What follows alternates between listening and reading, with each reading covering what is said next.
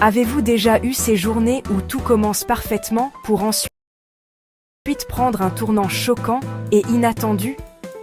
Laissez-moi vous raconter l'histoire de Monsieur Abelito et de sa folle aventure de recherche de maison à Kinshasa. Donc, tôt un matin, Monsieur Abelito et sa femme se réveillent avec une mission simple: trouver une nouvelle maison à louer pour leur famille. Ils passent des heures à gérer la chaleur, le trafic et la liste interminable de maisons médiocres. Rien ne retient vraiment leur attention, jusqu'à ce que, juste au moment où le soleil commence à décliner, ils la voient. Une belle maison, fièrement dressée, comme si elle les attendait. La joie inonde le cœur de Monsieur Abelito. Il peut déjà imaginer ses enfants courir partout, sa femme se relaxer dans le salon. Il l'appelle « Chérie, il faut que tu vois ça ». Elle arrive quelques minutes plus tard, son visage s'illuminant en entrant. C'est parfait. Elle adore. La décision est simple. Mais Monsieur Abelito, voulant être minutieux, demande à sa femme de rentrer à la maison pour qu'il puisse discuter seul avec le propriétaire et régler les détails. Le propriétaire, un homme âgé et gentil, l'invite à entrer et lui offre une place. Ils commencent à parler de paperasse, du quartier, du loyer, des choses typiques. Et puis, sortie de nulle part, la fille du propriétaire entre. Le cœur de Monsieur Abelito manque un battement. C'est son ex-fiancée. Oui, vous avez bien entendu. La femme qu'il a failli épouser avant de rencontrer sa femme actuelle.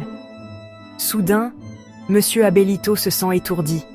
Il peut à peine se concentrer sur la conversation. 100 questions lui traversent l'esprit. Doit-il signer le contrat, sachant que son ex vit dans la même maison? Les vieux sentiments ou les souvenirs gênants vont-ils s'interposer? Et si sa femme découvrait leur passé? Il quitte la maison, le contrat non signé, la tête qui tourne, et rentre chez lui.